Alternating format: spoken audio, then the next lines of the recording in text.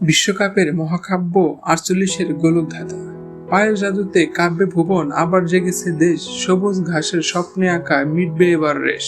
তিনটি দেশের মিলন মেলায় 86 সেই স্মৃতি নতুন সাজে আসছে আবার ফুটবলের। বন্ধুরা, 2026 বিশ্বকাপ ফুটবল ইতিহাসের সবচেয়ে বড় বিপ্লব হতে যাচ্ছে জানেন? কারণ এবার ওই প্রথম ফুটবল বিশ্বকাপ খেলবে 48টি দেশ। 32টি দলের পুরনো সেই চেনা ছক এখন অতীত। ফিফার যুক্তি খুবই পরিষ্কার, ফুটবল শুধু ইউরোপ বা লাতিন আমেরিকার একক সম্পত্তি নয়।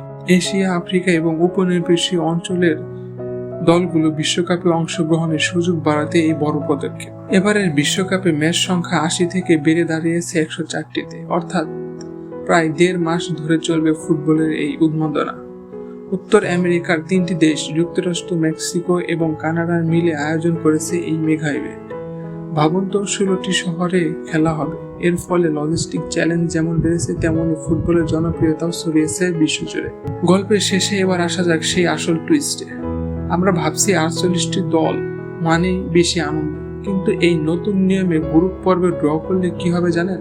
ফিফা আলোচনা করেছে গ্রুপ পর্বের ম্যাচগুলোতেও পেনাল্টি শুট আউট রাখার ব্যাপারে, অর্থাৎ কোনো ম্যাচ ড্র হবে না। প্রত্যেক ম্যাচে পয়েন্ট ভাগাভাগির আগে ট্রাইব্রেকারের ভাগ্য নির্ধারণ করে দিতে পারে। শুধু তাই নয়, এই বিশ্বকাপে এমন একটি দেশ সুযোগ পেতে পারে যাদের কিন্তু নতুন ফরম্যাটের কারণে তারা হয়ে উঠতে পারে জায়ান্ট কিলার। সেখানে মেক্সিকোর আজটেক স্টেডিয়ামের ঘাস কথা বলবে, আর 16টি শহরের আকাশ সাক্ষী হবে এক নতুন ইতিহাসে। কিন্তু প্রশ্ন হলো, এই নতুন নিয়মের গোলকধাঁধায় বড় দলগুলোকে খেল হারিয়ে ফেলবে, নাকি আন করা কোনো দেশ বাজিমাত করে ফুটবল বিশ্বকে স্তব্ধ করে দেবে? আপনার কি মনে হয় 48টি দলের মহাযুদ্ধে কোনো অঘটনের সাক্ষী হতে যাচ্ছে আমরা? কমেন্টে আপনার যুক্তি জানান। আর আমাদের এই বিশ্বকাপের অজানা গল্প সিরিজের প্রতিটি পর্বের জন্য সাথী থাকুন।